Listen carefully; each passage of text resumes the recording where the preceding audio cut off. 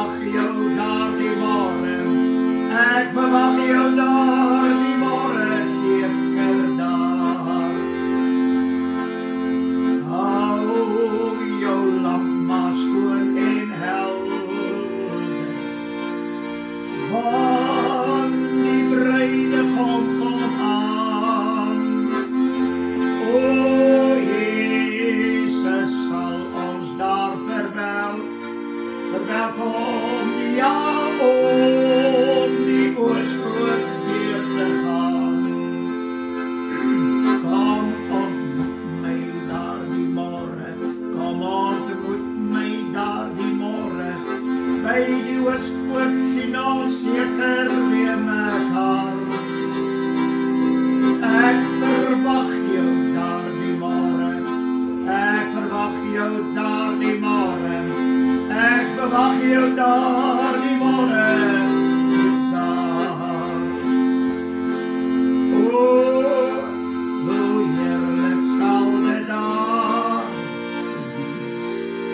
Waar verlostes almal staan, heerlik om met al die skares, ja, saam die oorspoor weer te gaan. Ja, kom ontmoet my daar die môre, kom ontmoet my daar die môre, kom ontmoet my, ek sien ons seker weer mekaar. Halleluja, ek verwag jou daar die môre, ek verwag jou daar die môre, ek verwag jou daar die môre, seker daar. Kom ontmoet my daar die môre, kom ontmoet my daar die môre, by die oorspoor sien ons seker weer mekaar. Ek verwag jou daar die môre, ek verwag jou daar die môre, seker daar. O, ontmoet my daar die môre, ja, kom ontmoet my daar die môre, by die oorspoor sien ons seker weer mekaar. Ek verwag jou daar die môre, ek verwag jou daar die môre, ek verwag jou daar die môre, seker daar. Halleluja, prys die Here, halleluja. Glory to God, dank die Here Jesus. Halleluja, prys die Here, dank die Here Jesus, ons prys U. Amen en amen. Onse Vader wat in die hemel is, laat U naam geheilig word. Ons dank U dat ons deur U seun, ons Here Jesus Christus, tot U kan nader. En ons weet alles wat ons U seun in sy naam vra, dit sal die vir U vra, dit sal die seun ook vir ons doen en U sal ook. Baie, baie dankie dat ons dan in hierdie dag saam kan wees. Halleluja, en ons aanbid U wat lewe tot in alle ewigheid, omdat U aan ons gee lewe op lewe, soos die woord sê, dat U gee vir ons lewe en oorvloed daarvan. En Here, dankie dat ons dit kan smaak, want die lewe kom van U, want die lewe is in U en U is die lewe. Halleluja, en as ons U het, dan het ons ook die lewe. Baie, baie dankie, Here, dat ons as mens wat van Adam, hulle se tyd nadat hulle gesondigheid dood was in hulle misdade en sonde, dat U ons kom lewend maak deur U bloed. Halleluja, wat red en vry maak en skoon was, en dat wedergeboorte kan plaasvind, sodat ons waarlik vry kan wees, kinders van 'n lewende God, hy wat lewe tot in alle ewigheid. Ons wil U prys, dat ons in hierdie dag ook weet, Here, dat U sal ons nooit alleen laat nie. U het ook selfs gesê, dat ek is nie 'n God van ver nie, maar 'n God van naby. Here, en U het ook laat weet, met deur die engel aan Josef, en jy moet hom Immanuel noem, dit is God met die mens. En Here, ons belewe dit, ons ondervind dit, dat U vir ons 'n God van naby is. En ja, Here, dat ons kan belewe, dat ons God waarlik die een is, wat by ons bly en in ons is. Eer U daarvoor, halleluja. So dank ons U dat ons ook kan bid in hierdie dag, Here, vir almal wat siek is. Ons wil U loof en prys, Here, want U het gesê, gaan verkondig, die koninkryk van die hemel het naby gekom. Maak die siekes gesond, dryf die duiwels uit. Here, dit is die beginsel van die hele evangelie. En dit is, ons moet dit gaan verkondig, ons moet siekes gesond maak, duiwels uitdryf. En Here, U het selfs laat weet deur Paulus, en ons moet die skoene vir die bereidheid van die evangelie van vrede aan hê. Halleluja. Uit hierdie evangelie ontvang ons vrede, wat alle verstand te bowe gaan, want dis U wat dit vir ons gee. En daarom bid ons vir hierdie siekes. Ja, Here Jesus, sodat die sieke kan vrede hê in die opsig, dat die Here maak gesond, want deur U wonde is daar genesing. Dis U woord, en ons neem U woord aan. Halleluja. En ons glo U woord, en ons weet, U handel volgens U woord, en U doen vir ons dit wat ons vra. Baie, baie dankie vir elke genesing. In Jesus naam, so bid ons vir elke gebedsversoek in hierdie dag. Here, hulle is almal by U bekend. Daar waar die mense ook al is. Ja, Here. U ken elkeen se gebedsversoek. En Here, dankie. Dat U woord het gesê, roep my aan in die dag van benoudheid. Ek sal U uithelp en jy moet my eer. En Here, elke gebedsversoek, halleluja, dat U sal hulle uithelp. En ons dankie dat ons kan saam U aanroep. En Here, ons sal U eer vir elke gebedsversoek wat U hoor en antwoord, en 'n wonder wat U daar laat gebeur. Dankie Here dat ons weer eens kan bid vir reën op die plekke waar dit nog nie gereën het nie, hier in ons land en ons buurlande. Here, ons dink aan daardie mense, ons bid saam met hulle, dat die Here waarlik vir hulle sal voorsien met reën en baie goeie reën. Ja, Here, laat die riviere loop, damme vol word en elke holte 'n waterplas word, sodat daar water kan wees vir plante en diere en velde, halleluja, en ook vir ons as mens. Eer U dat U ons so antwoord. Daarom bid ons ook vir U woord in hierdie oomblikke. Here, die belangrikste van alles, laat die woord van die Here ons ore sal bereik, en die Here laat elke oor sal hoor wat die Gees aan die gemeente sê. U het self gesê, dat elke oor wat kan hoor, laat hom hoor. En Here Jesus, dankie dat ons het gehoor, want ons ore het ons oopgemaak, en ons weet dat alleen deur die waarheid van die woord te verkondig, Here, sal ons ore hoor die waarheid, en die waarheid sal ingaan in ons binneste, en so ontvang ons die ingeplante woord met, halleluja, sagmoedigheid. Here, want wie kan roem teen die woord? Daar's niemand. Here, ons kan net saam met U woord wandel, met U woord, in U woord, en U woord in ons. Doen dit dan in hierdie oomblikke, Here, laat die Heilige Gees waarlik in hierdie dag ons sal leer en lei in die hele waarheid, dit wat belangrik is vir elke siel.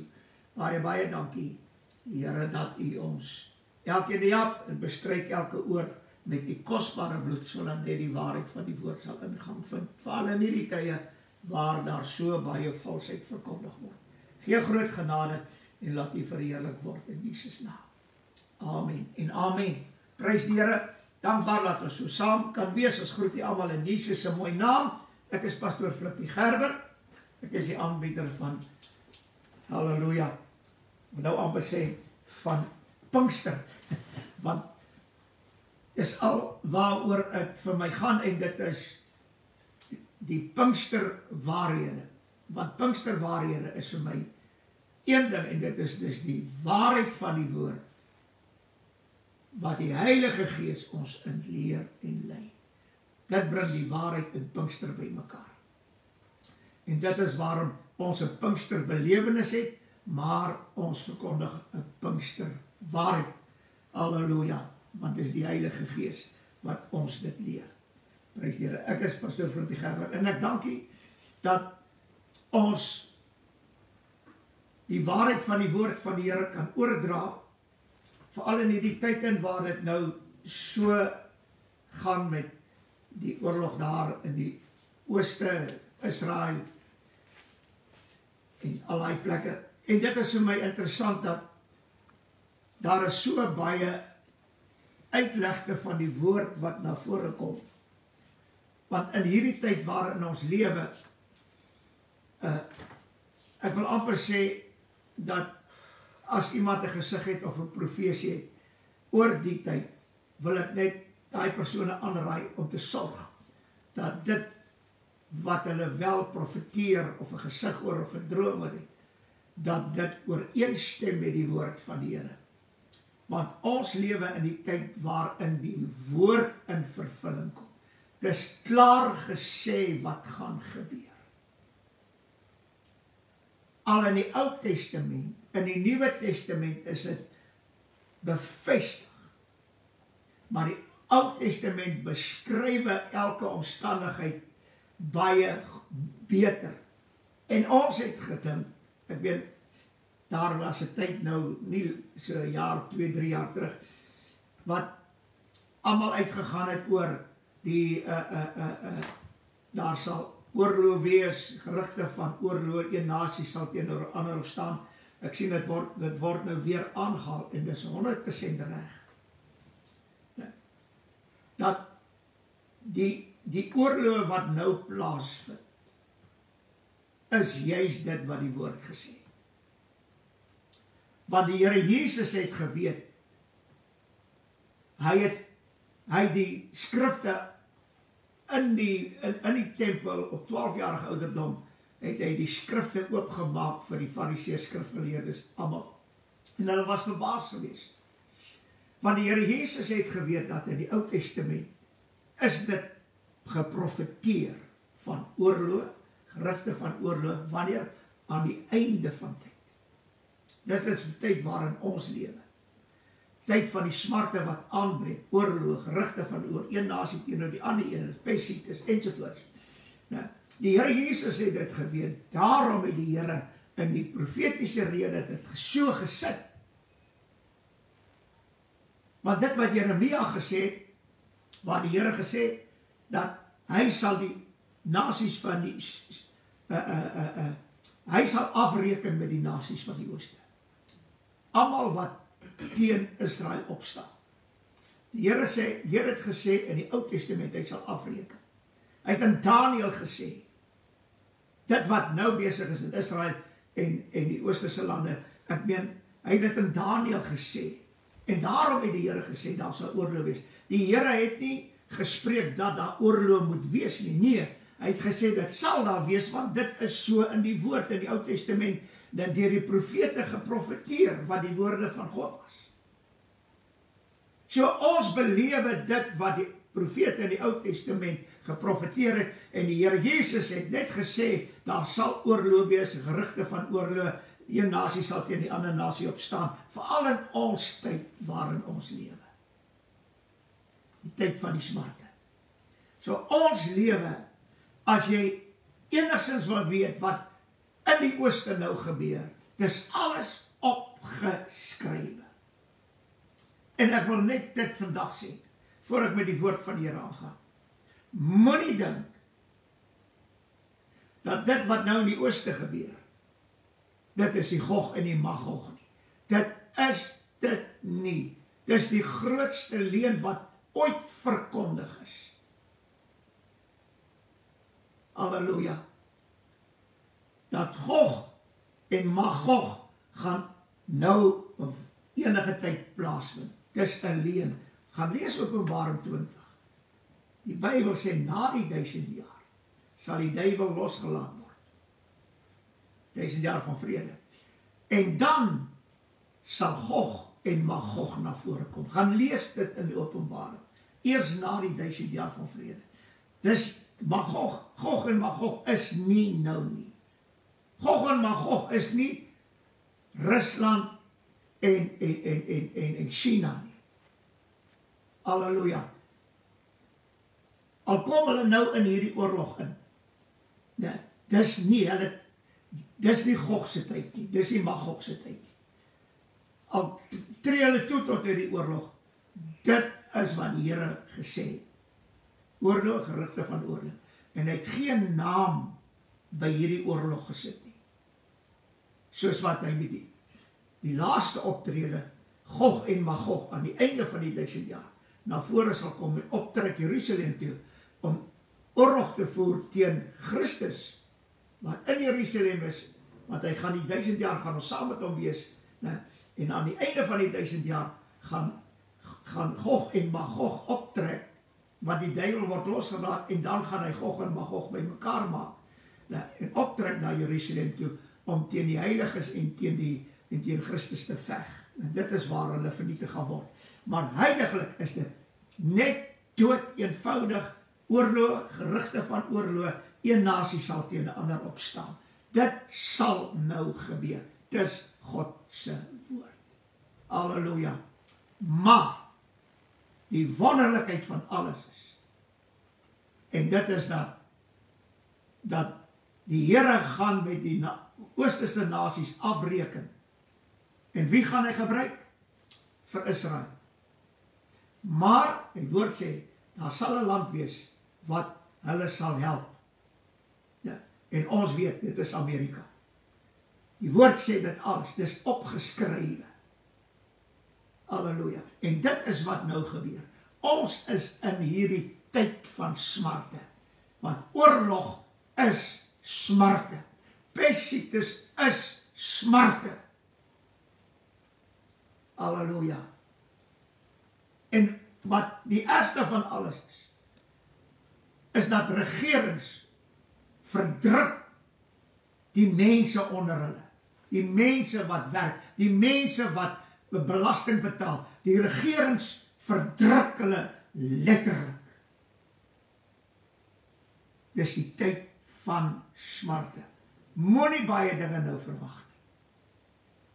Dit wat die woord sê wat sal plaasvind, wat die Here Matteus 24 gesê, dit is besig om te gebeur. Moenie nou kyk na die merk van die dier nie, asseblief.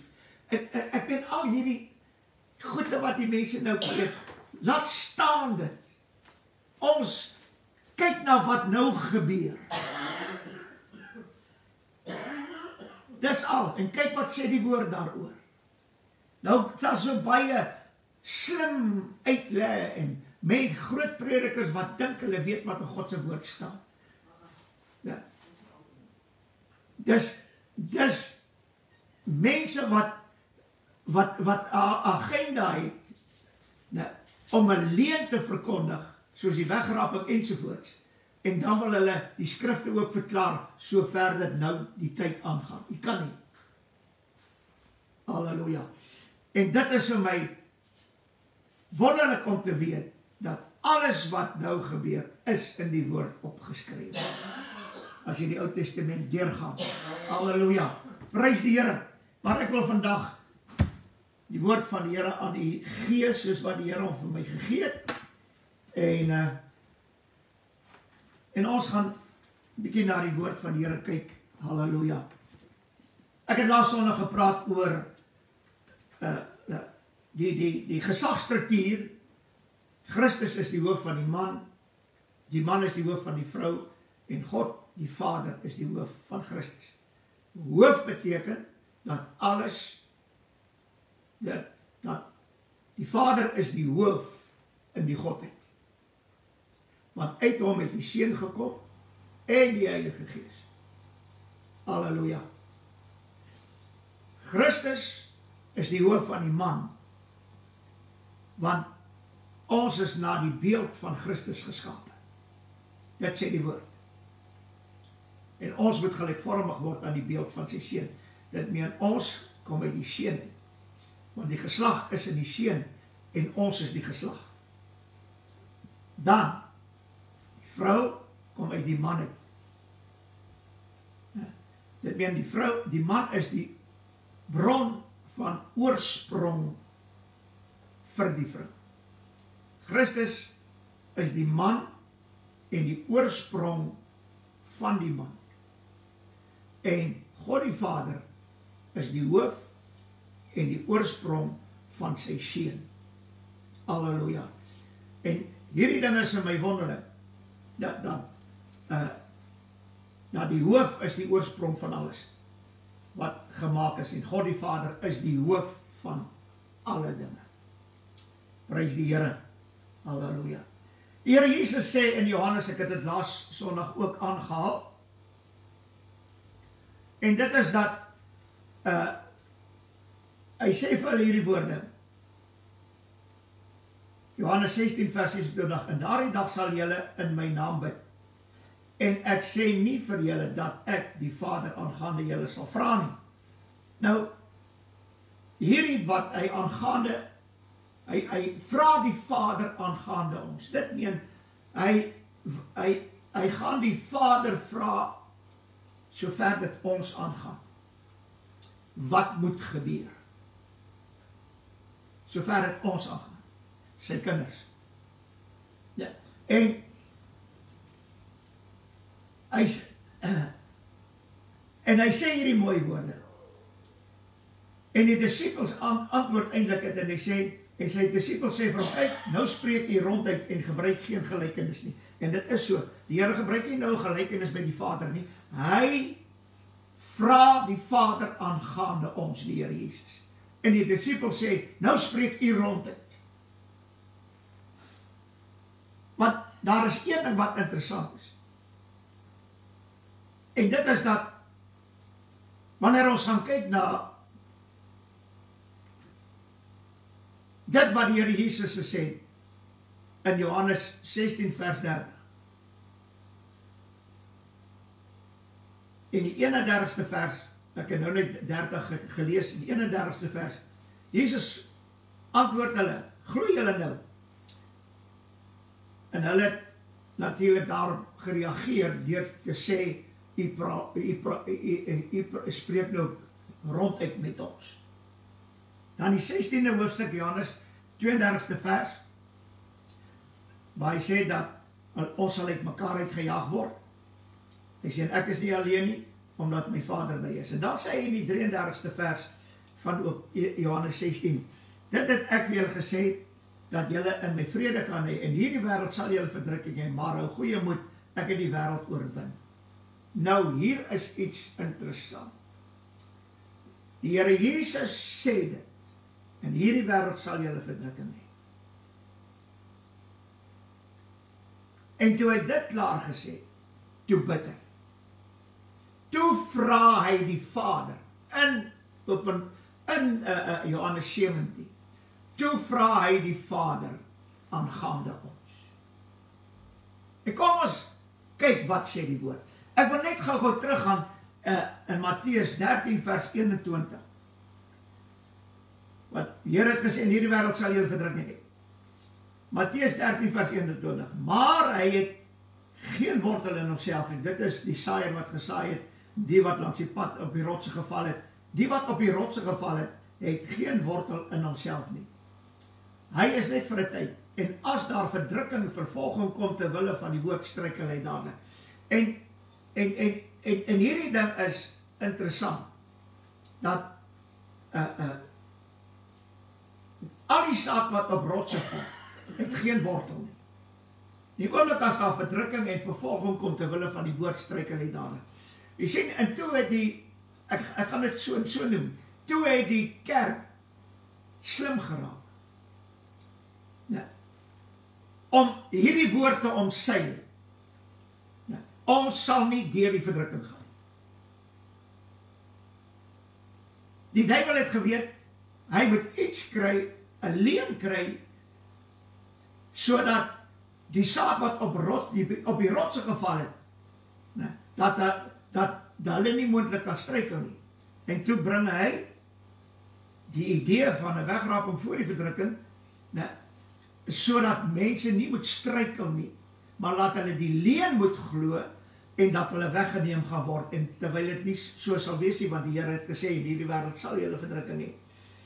Maar en toe verdrukkinge en vervolging na vore kom, reg deur hierdie wêreld, ek weet, daai tyd, toe Suidwes geval het, toe pastore daar weggevlug Suid-Afrika toe, want hulle het gesê, dis nog nie die tyd om vir die Here te sterwe. Dis wat die kinders van God gaan, in ons land, en in al die westerse lande, waar daar vryheid van godsdienst is, dis wat hulle glo. Dis nie die tyd nie, die Here gaan ons wegneem, voordat die verdrukking daar is, en dis alleen, maar hy wil net gou verder gaan. Mattheus 24 vers 9, dan sal hy al verdrukking oorgee en julle doodmaak, en julle sal deur al die nasies gehaat word ter wille van my naam. Halleluja. Mattheus 24 vers 21, en dan sal daar 'n groot verdrukking wees, so die wêreld van die begin van die wêreld nog tot nou toe nie gewees het, en nooit sal wees nie. Dan sal daar 'n groot verdrukking wees. Die Here sê, daar sal 'n groot verdrukking wees. Maar julle sal verdrukking in hierdie wêreld hê. En dan sal 'n groot verdrukking hê, so julle sal in die verdrukking wees. Hy sê, van daardie dag sal die son verduister word, en die maan sal sy glans gee, en die sterre sal van die hemel val, en die kragte van die hemel sal geskit word. Nou sê Paulus iets by my, 2 Tessalonisense 1 vers 6, aangesien dit reg is by God, om aan die wat julle verdrukking te vergelde. Die groot verdrukking gaan oor die mense wat ons verdruk het. Die Here God sit hulle in die verdrukking om sy wraak en sy oordeel oor hulle wat ons verdruk het uit te giet. Terwyl dat ons in die verdrukking ingaan om die dier te oorwin, duiwel te oorwin, deur die bloed van die lam. Halleluja. En hier is 'n interessante ding. Hy gaan verder. En hy sê die mooie woorde, 2 Tessalonisense 1 vers 7, en aan julle wat verdruk word, verligting te gee, saam met ons in die openbaring van die Here Jesus uit die hemel met sy engele. Wanneer gaan ons verligting van verdrukking kry? Wanneer die Here Jesus geopenbaar word, na die groot verdrukking, met sy magtige engele. Gaan lees God se woord, daar's 'n paar verse wat dit bevestig.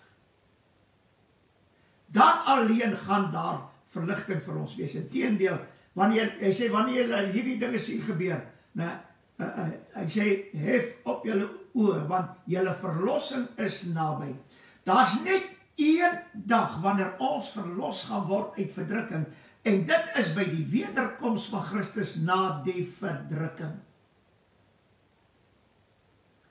Net verder gaan. En hy sê hierdie mooi woorde,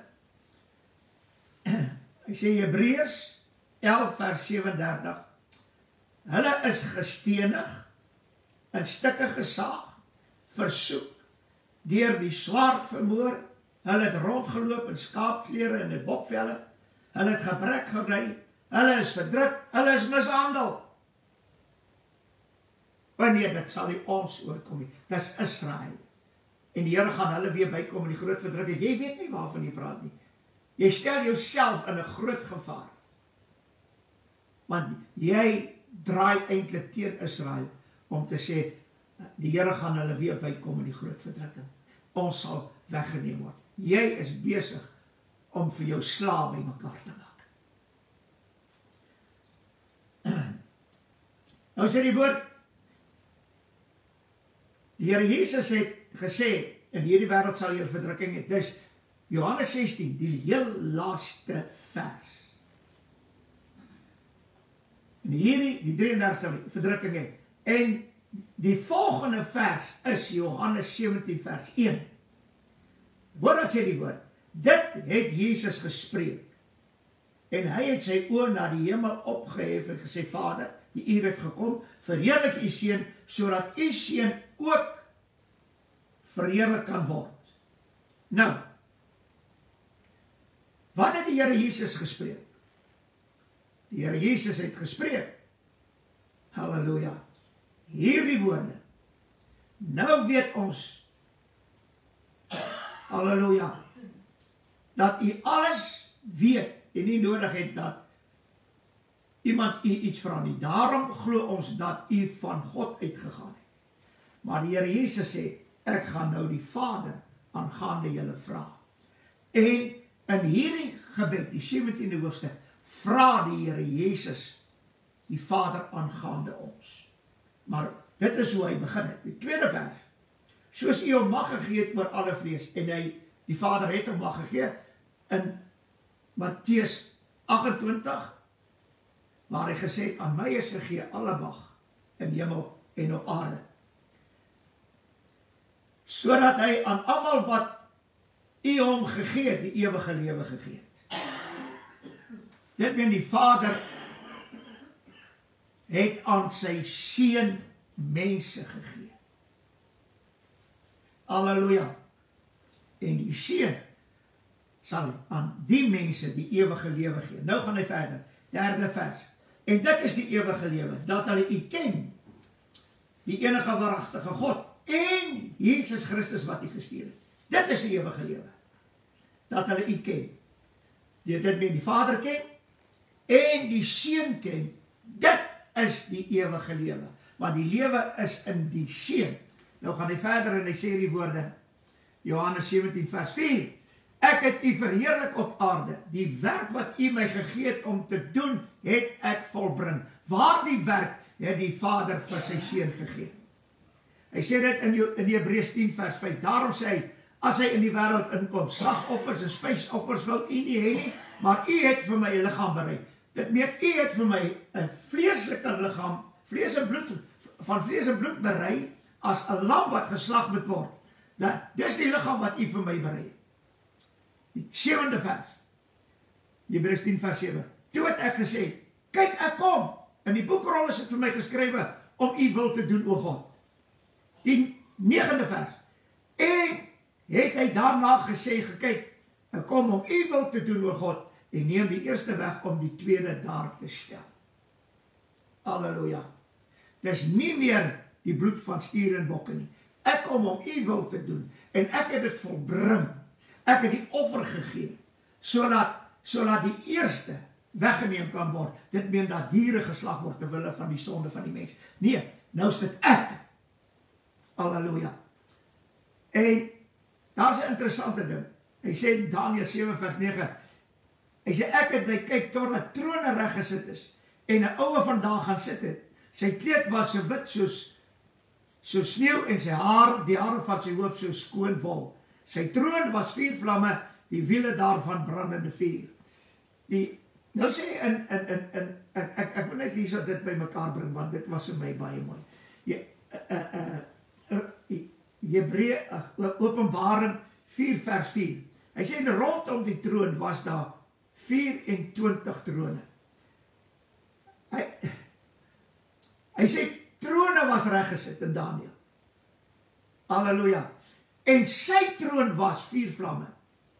Die wiele daarvan was brandende vuur. Hy sê, en rondom die troon, dit meen hierdie troon van God die Vader. Halleluja. Rondom die troon was daar 24 trone.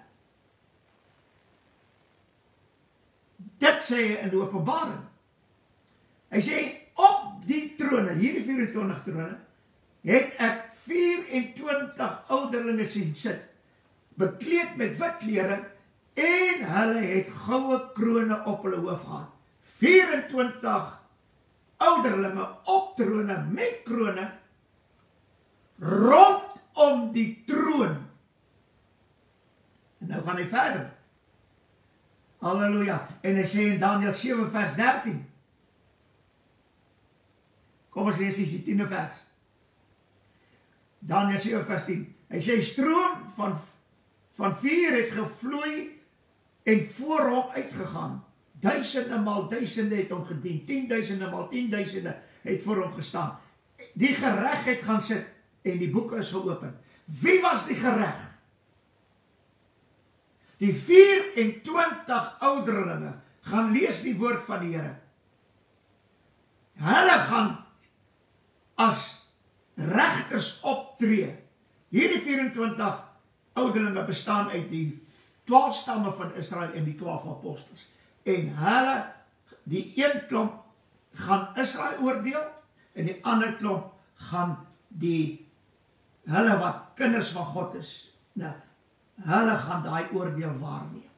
Dit is waarom alles wat die apostels geskrywe het, ons moet absoluut gehoorsaam daaraan wees, want ons gaan deur die 12 apostels voor daai gereg verskyn. Christus as seun van God moes voor die gereg gaan skyn. Hy het voor die Vader verskyn met sy eie bloed, maar hy het ook voor die gereg verskyn. En dit is die 24 ouderlinge wat 12 stamme van Israel verteenwoordig en die ander 12 kom ons sê die volk van God, die uitverkore, of kom ons sê die koninklike priestergeslag, wat ons is, hulle sit daar so terwille van ons. Nou, hier is 'n interessante ding. En hy gaan verder en hy sê hierdie woorde. Hy sê, die geregtigheid gaan sit. En ek het gesien in die nag, sê, kyk, met die wolke van die hemel het een ingekom soos die seun van die mens, en hy het gekom tot by die oue van daar, dit meen, tot by die Vader wat op sy troon sit. Halleluja. En hulle het hom nader gebring voor hom. Wie het Christus nader gebring voor die Vader? Die gereg. Halleluja. En nou sê hy, in Jeremia 23 vers 18, en hierna moet ons baie mooi luister. Hy sê, want wie het in die raad van God gestaan? Wie het in die raad van God gestaan? Daar's net een wat in die raad van God kon staan voor God, die Vader. Want die Here Jesus sê, die woorde wat ek spreek is nie myne, is die Vader se. Dit meen die geregtigheid om voor die Vader gebring, sodat hy die woorde van die Vader kan ontvang, voordat hy aarde toe kom.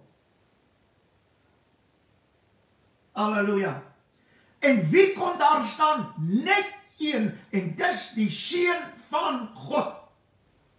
Die lam wat geslag is, alleen kan voor God staan. Halleluja. En wat in die raad van God staan.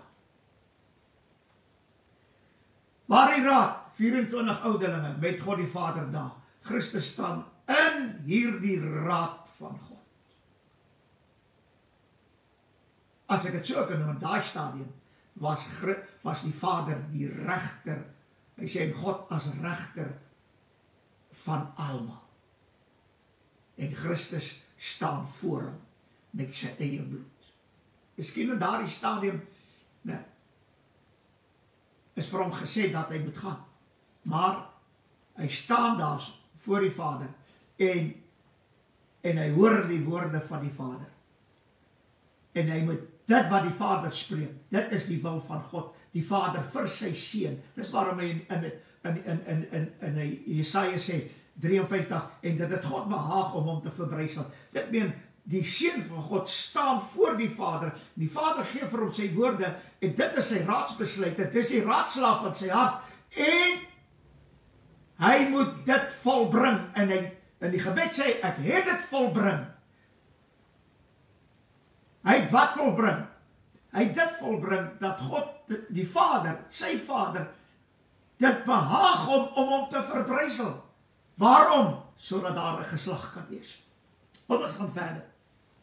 Hy sê in Johannes 14 vers 10, glo jy nie dat ek in die Vader is, die Vader in my nie, die woorde wat ek spreek ek nie uit myself nie, maar die Vader wat in my bly, hy doen die werke. Halleluja. Dis nie my woorde nie. Prys die Here. Ek het wel daar gestaan in die raad van God. Maar nou sê hy ook in Jeremia 23 vers 18, dat hy sê in die raad gestaan, dat hy sy woord sou sien en hoor. Wie het sy woord beluister en gehoor? Wie? Christus self. Hy het voor die Vader gestaan, terwyl die raadsbesluite, die raadslaaf van die Vader se hart, sy woord, sy wil, uitgespreek word voor sy seun. Dis wat jy moet gaan doen. maar hy moes eers sy woorde aan sy seun oordra, sodat sy seun dit kon spreek met ons hier op aarde. Halleluja, en net Christus kom daar staan. Hy sê verder, Johannes 14 vers 10, vers 24, hy wat my nie lief het nie, bewaar nie my woorde. Die woorde wat julle hoor, is nie myne nie, maar is van die Vader wat my gestuur het. Dit meen ek het dit by die Vader ontvang, toe ek voor hom gestaan het, in sy raad, voor die Vader en die gereg rondom die troon. Ek het dit daar ontvang. Jeremia 23 vers 20. Hy sê die toorn van die Here sal nie afgewend word nie, totdat hy uitgevoer het en stand gebring het, die raadslaaf van sy hart. Want wie het dit ontvang? Wie het dit beluister? Wie het dit gehoor? Wie het dit gesien? Alleen die Seun van God. Aan die einde van die dag sal julle dit duidelik sien. Toe Christus die dag gebore word, o halleluja, en hy sterwe en hy staan op, en hy die werk volbring, toe is die raadslaaf van God die Vader se hart volbring in en deur sy seun. Dit meen die woorde wat God spreek, is die hartslag, as ek het so kan uitdra, is die hartslag van die Vader. Halleluja. En hierdie hartslag is ook die raadslag, en hierdie raadslag is die raadsbesluite van God. Dis sy wil, dis sy woord. Johannes 1 vers 18, niemand het ooit God gesien nie. Die enige gebore seun wat in die boesem van die Vader is, die het hom verklaar. Waar is die Here Jesus? In die boesem van die Vader. So, as hy in die boesem van die Vader is, dan hoor hy die Vader se hartklop. En hierdie hartklop is sy raadslaag. En hierdie hartklop is sy woorde. Dis sy wil. En Christus het daar gestaan. Nou gaan hy verder. O halleluja. Hy was in boesem. En nou is hier 'n interessante ding. Nou kom ons na Johannes in die evangelie. Hy sê Johannes 13 vers 23. En een van sy disippels, hy vir wie Jesus lief gehad het, het aan die tafel teen die bors van Jesus gelê. Ek het altyd gesê, Here, hoekom het hy in die bors gelê?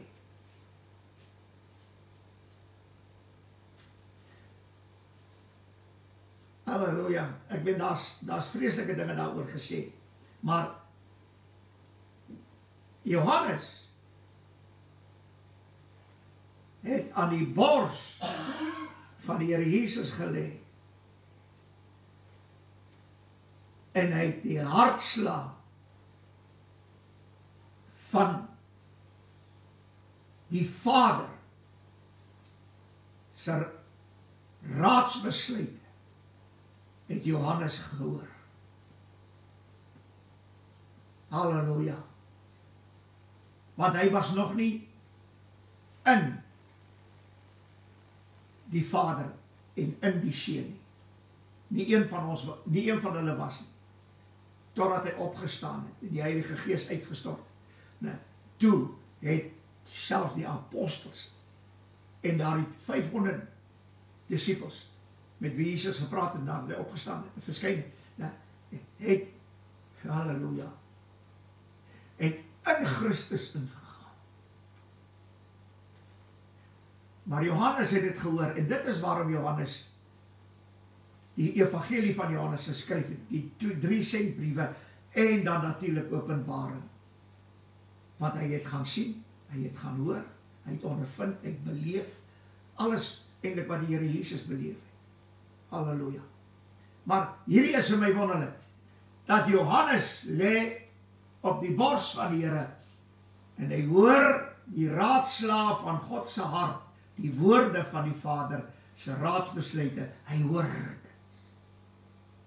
En dis waarom Johannes so streng was op die woord van die Here, want hy het geweet, daar is net iets wat geld, en dis die woord van die Here. En daarom sê in Jeremia 23 vers 23, ek is 'n God van naby, spreek die Here, nie 'n God van ver nie. Maar die Matteus 1 vers 23, kyk, die maagd sal swanger word en 'n seun baar, en hulle sal hom noem Immanuel. Dit is, as dit vertaal word, God met ons. Dit meen, hy is nie 'n God van ver nie, maar 'n God van naby. Met Jesus wat gebore word, is hy God met ons. Maar die geheim is, dat ons in God sal wees, in die Seun, in die Vader. En dit kan alleen plaasvind deur die wedergeboorte en die uitstorting van die Heilige Gees. Halleluja. Nou by die Here Jesus verder en hy sê, nou Vader, verheerlik my by u self met die heerlikheid wat ek by u gehad het voordat die wêreld was. Dit is in Johannes 17 vers 5. Hy gaan verder, 6de vers, ek het u naam geopenbaar aan die mense wat u uit die wêreld gegee het. Hulle het aan u behoort en u het hulle aan my gegee en hulle het u woord bewaar. Hier sê vir my baie mooi. Nou vra die Here Jesus die Vader aangaande ons. Vader, u het hulle uit die wêreld, halleluja,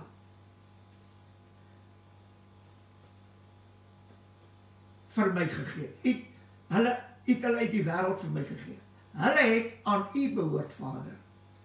Ek vra, die Here Jesus vra eintlik die Vader. Hulle het aan u behoort. En u het hulle aan my gegee. Dit is so.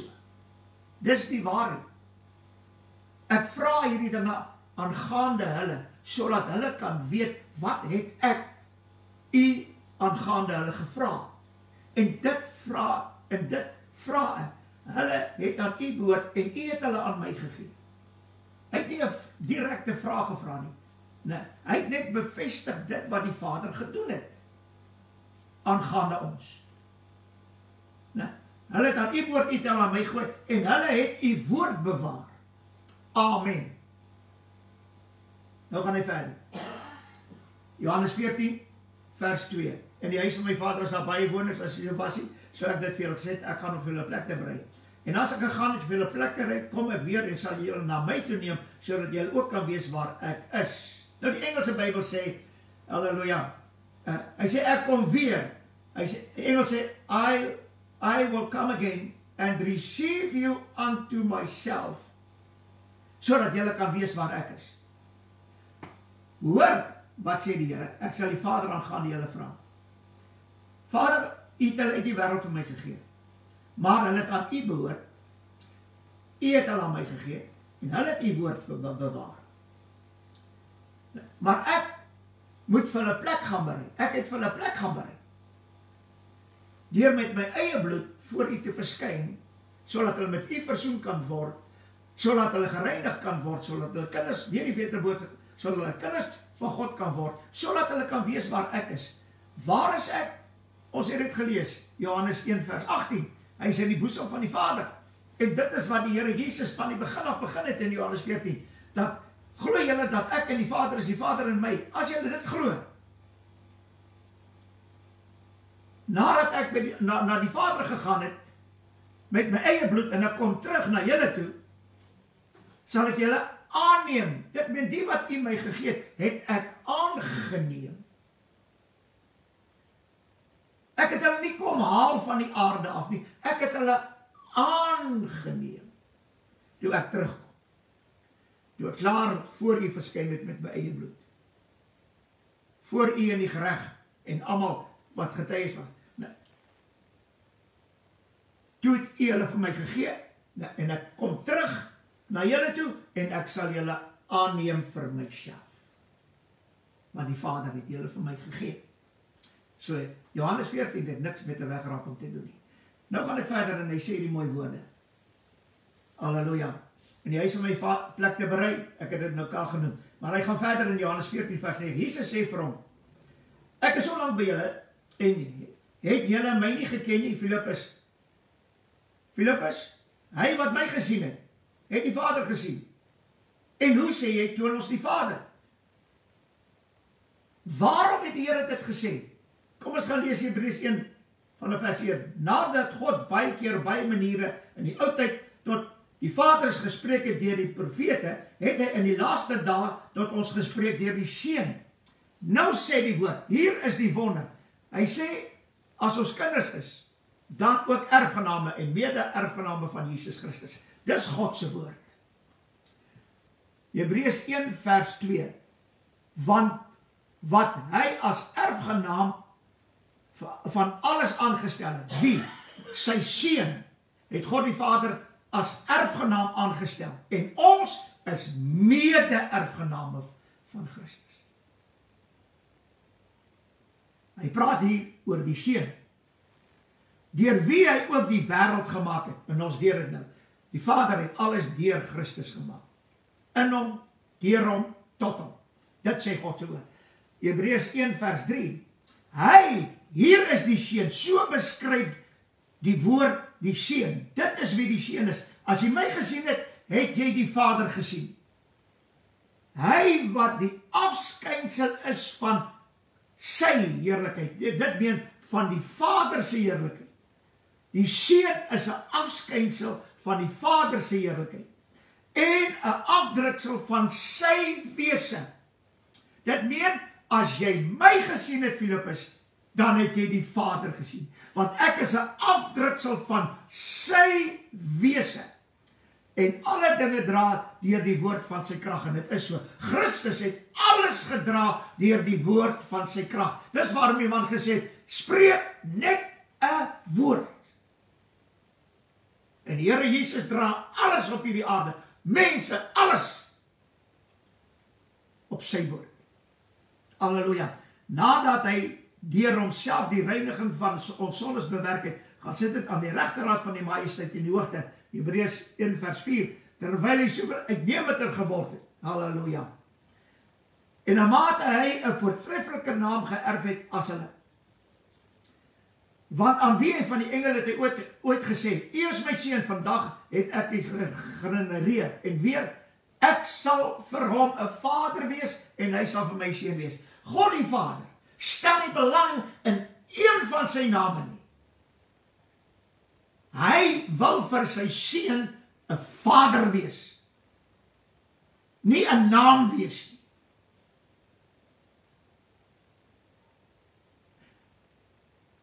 En omdat hy vir sy seun 'n vader is, word die nageslag, of die geslag van God, die kinders van God, word kinders van God. Dus word hierdie kinders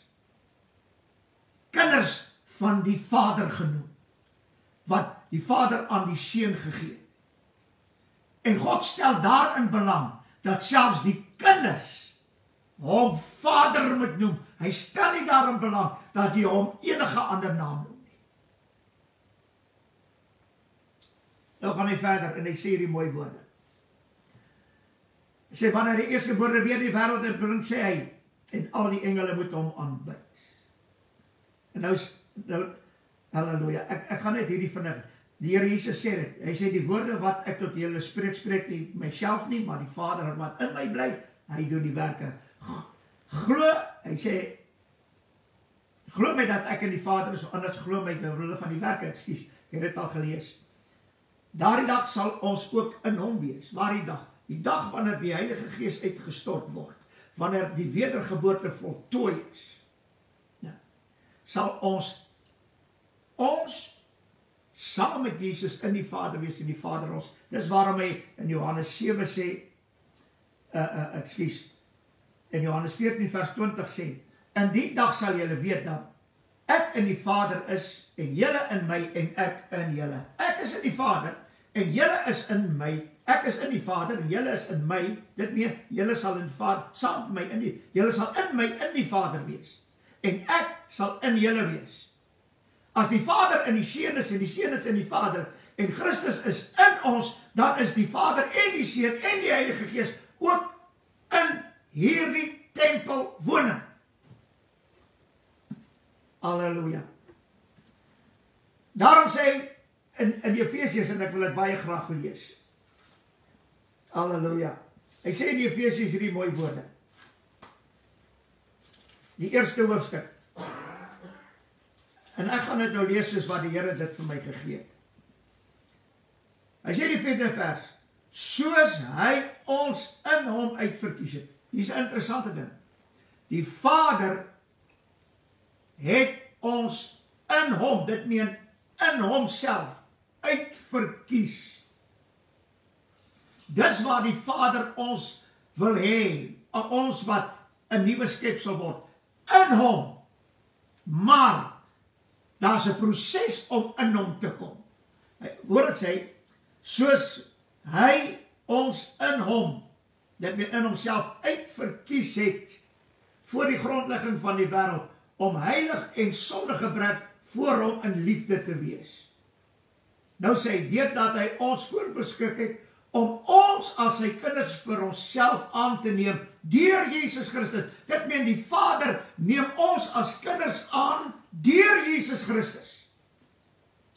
Na die welbehae van sy wil. Dis sy wil, dat hy ons kan aanneem deur sy seun, en nadat ons aangeneem is,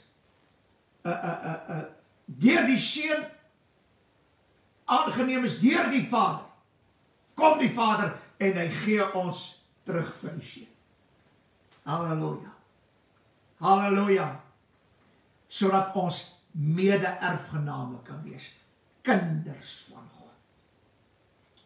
Hy gaan nou verder en hy sê die woorde. Halleluja. En ek wil net hier iets lees wat baie belangrik is, ekskuus. Dis amper klaar. Hy kom in Johannes 17, dit is nog steeds wat die Here Jesus die Vader vra aangaande ons. Eerste ding is, in hierdie wêreld sal julle verdrukking hê. Julle sal vervolg word. Julle sal doodgemaak word. Julle sal gemartel word. Julle sal. En ek wil nou net vandag sê, dat hierdie leen wat hulle verkondig, dat die oordeele van die Here in die groot verdrukking, ek wil net vandag vir u sê, die oordeele van God het al reeds in die huis van God begin. So, moenie kyk na oordeele in die groot verdrukking nie. Al gaan ons daarin, dit gaan ons geen skade doen nie.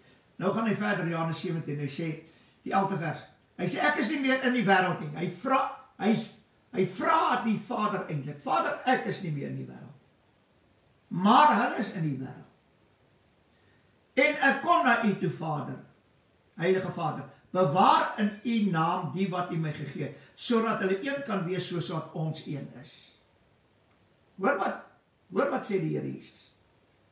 Dit is so belangrik om hierdie goed te weet. Halleluja. En hy sê hierdie woorde. Toe ek saam met hulle in die wêreld was, het ek hulle in u naam bewaar. Oor die wat u my gegee het, het ek gewaak. En die een van hulle het verlore gegaan, die behalwe die seun van die verderf, sodat die skrif vervul sou word. Dit meen hy vra die Vader, in 'n gebed vra hy die Vader, Vader, dit is so, aangaande ons. Jy moet baie mooi luister wat hier gebeur. Die Here Jesus vra die Vader aangaande ons. 13de vers. Nou kom ek na u toe, en ek spreek hierdie dinge in die wêreld, sodat hulle my blydskap volkome in hulle kan hê. Dit meen die Here Jesus laat die disippels om hom sit, terwyl hy bid, en die Vader vra aangaande hulle. Dit meen aangaande ons.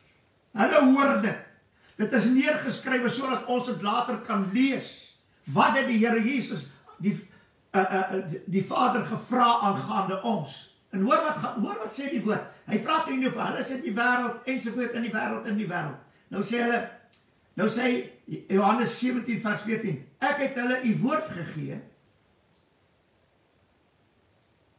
En die wêreld het hulle gehad. Dis nog steeds die wêreld. Omdat hulle nie van die wêreld is, net soos ek nie van die wêreld is nie. Nou hier is 'n interessante ding. Hy gee ons sy woord en ons weet die wêreld haat ons. Selfs die kerk haat ons. wat die waarheid van die woord verkondig. Omdat hulle nie van die wêreld is nie. Omdat die Here sy woord aan ons gegee het. Haat die wêreld, want ons is nie meer van die wêreld nie. Net soos ek nie van die wêreld is nie. Dit meen die oomblik toe die Here Jesus sy woorde, die woorde wat die Vader vir hom gegee het, die Vader se woorde, toe hy daai woorde vir ons gee, sal die wêreld ons haat. Want ons is nou nie meer van die wêreld. Ons is wel in die wêreld, maar nie van die wêreld. En nou kom die belangrike ding.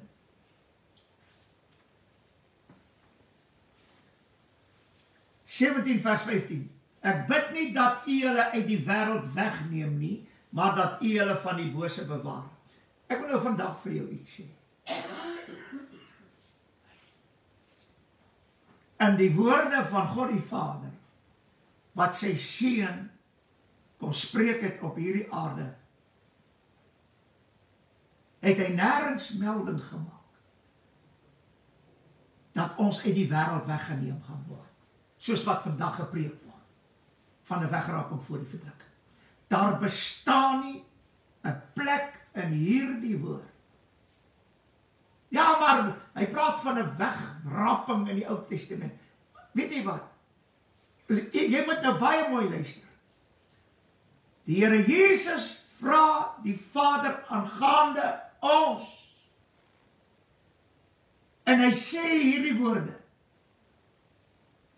Halleluja. Ek bid nie dat u hulle uit die wêreld wegneem nie. Dit meen die disippels hoor dit. Alles daar meer rondom gewees, maak nie saak nie. Hulle hoor hoe die Here Jesus die Vader aangaande ons vra. En hy sê, Vader, ek bid nie dat u hulle uit die wêreld wegneem nie. En ek wil vandag vir jou sê, jou wegraping teorie is teen die gebed van die Here Jesus. As jy sê daar's 'n wegraping, dan maak jy God se woord tot 'n leuen.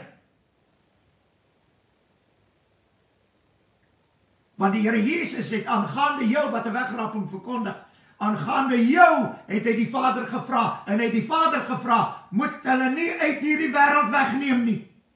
Hulle gaan verdrukking hê, vervolging hê, hulle gaan gedood word, alles, want ek het u woord gegee, daarom haat die wêreld hulle, daarom sal hulle vervolg word, maar moet hulle nie uit hierdie wêreld wegneem nie.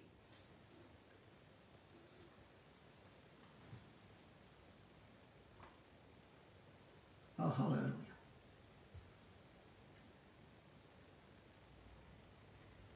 Ek bewaar. Weet jy wat die Here bewaar?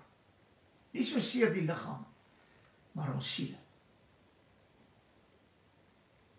Die duiwel kan nie ons siel bykom nie. En dit is hoe die Here ons van die bose bewaar. As sterf die liggaam, maar word hy, wat maak dit saak? Dis jou siel wat behou moet bly. En dis wat die Here sal bewaar. Hy sal selfs jou liggaam ook bewaar. In verdrukking, vervolging ensovoorts. Want hy is in staat daartoe. Maar het jy jou lewe so lief, dat jy wil nie ter wille van Christus gemartel word nie, jy wil nie ter wille van hom in 'n verdrukking gaan nie. Weet jy wat sê dit vir my? Die saad wat in jou gesaai is, het op rotse beland.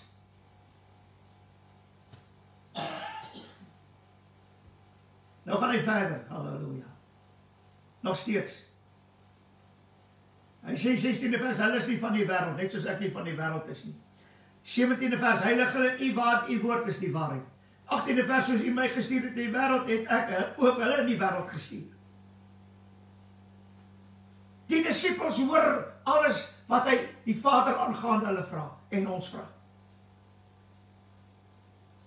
En Johannes was tussen hulle. En hy, die raadslaaf van God se hart, duidelik gehoor toe die Here bid. Dis waarom die Here hom in die hemel opgeneem het. En die boek Openbaring is geskryf. Halleluja. Hy het presies geweet wat die Here sê. Want dit snaaks dat die een van hulle 'n wegraping voor die verdrukking verkondig nie, maar hulle almal verkondig die wederkoms na die verdrukking.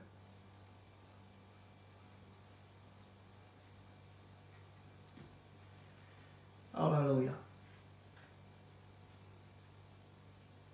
En ek heilig myself vir hulle, sodat hulle in waarheid geheilig kan word. Maar ek bid nie vir hulle alleen nie, maar ook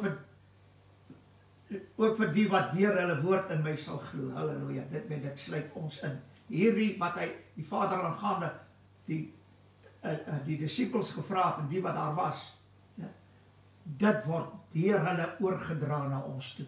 Dit is wat die Here Jesus, die Vader gevra het aangaande ons. Lees dit. Dan kom hy, 21ste vers, hy sê dat almal een mag wees, net soos u Vader in my en ek in u, dat hulle ook in ons een mag wees. Halleluja. Waar is ons in hom? Dis die plek waar die Here Jesus gaan berei, in die Vader. Want as jy in die Vader is, jy's in die Seun, dan is jy natuurlik 'n woning in die huis van God. Want jou liggaam moet 'n woning wees van God. Halleluja. Hy sê ek en hulle my, sodat hulle volkome een kan wees, dat die wêreld kan weet dat u my gestuur het, en hulle lief gehad het, net soos u my lief gehad het. 24ste vers. Vader, ek wil hê waar ek is, waar is hy? Hy is in die boesem van die Vader. Ek het laasweek ook verduidelik. Hulle moet ook daar wees. Want as hulle daar is, in u, in my, dan is hulle ook in die huis. En dan is hierdie tempel, hierdie liggaam, 'n woning in die huis van die Vader. Saam met my sal wees, sodat hulle my heerlikheid kan aanskou wat u my gegee het, omdat u my lief gehad het voor die grondlegging van die wêreld. Niemand het ooit God gesien nie. Die 18de vers. Die enige gebore seun wat in die boesem van die Vader is, die het hom verklaar. Johannes 1 vers 18. Johannes 17 vers 25. Regverdige Vader, al het die wêreld u nie geken nie, tog het ek u geken. En hulle hier het erken dat u my gestuur het. Oh, halleluja.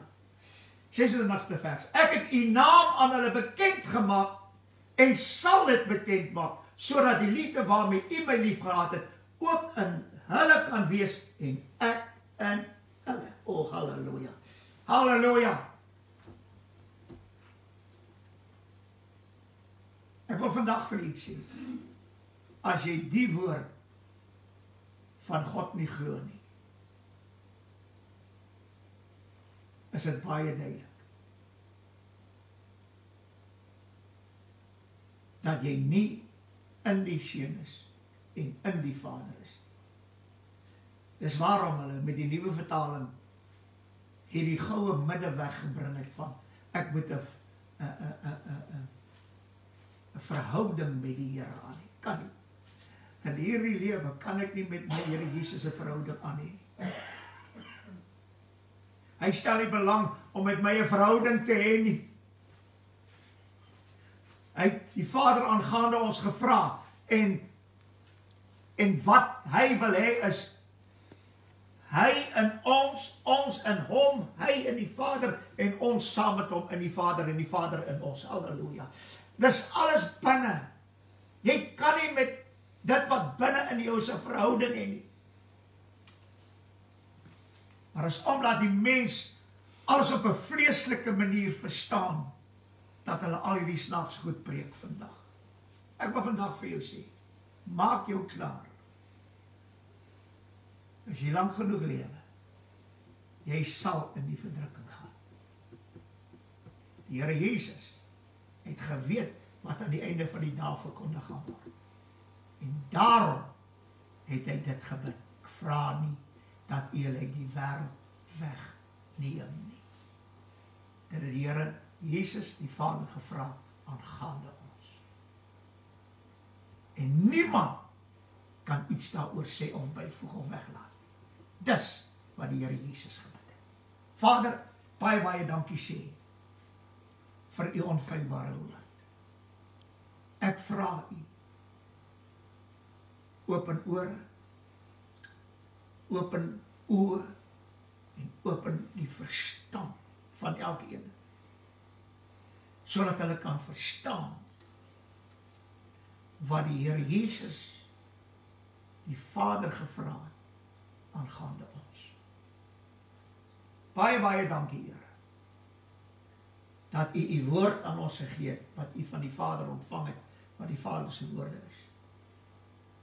En dat ons volgens die woord u wil kan doen, sodat ons daardeur die ewige lewe kan deelagtig word.